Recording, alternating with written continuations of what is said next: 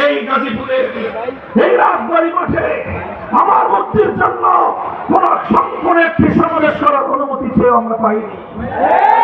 আল্লাহ পাক রব্বুল আলামিন আজ সে মাটিতে মুক্ত পরিবেশে শান্তিপ্রিয় এই সমাবেশ করার তৌফিক আল্লাহ আমাদেরকে দান করেছেন। আমরা প্রতিশোধের রাজনীতি করতে চাই না। আমাদের প্রতিশোধ হবে আদর্শের মাধ্যমে, আমাদের প্রতিশোধ হবে আল্লাহর কোরআনের জয়গান গাওয়ার মধ্য দিয়ে। আমরা স্বাধীন বাংলাদেশে আমরা স্বাধীনভাবে আল্লাহর কোরআনের কথা বলবো।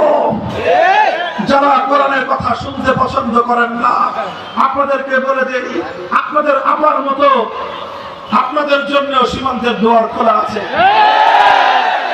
চলে যেতে পারেন অন্য কোথাও।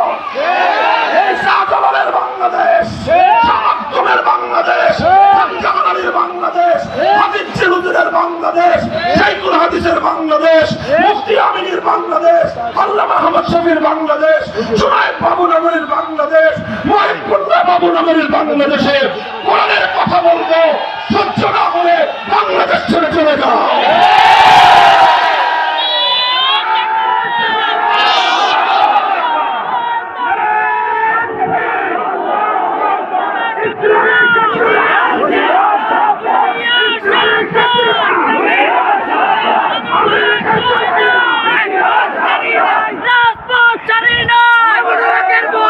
ইতিহাসের এক নির্লজ্জ লজ্জাজনক এক অধ্যায় রচনা করে বিদায়ী প্রধানমন্ত্রী পতিত স্বৈরাচারী ফ্যাসিবাদের কলঙ্কিনী শেখ হাসিনা পালিয়ে গেছেন।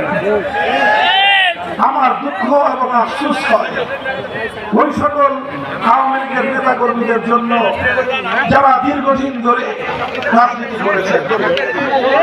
তাদের মধ্যে কিছু ভালো মানুষ আছেন যারা শান্তিপ্রিয়ভাবে ভিন্ন মতের প্রতি শ্রদ্ধা প্রদর্শন করে রাজনীতি করতে চায়। তাদের জন্য আমার এটারই আফসোস হয়, তারা ভবিষ্যতে কোন মুখে আওয়ামী লীগের নাম বলবে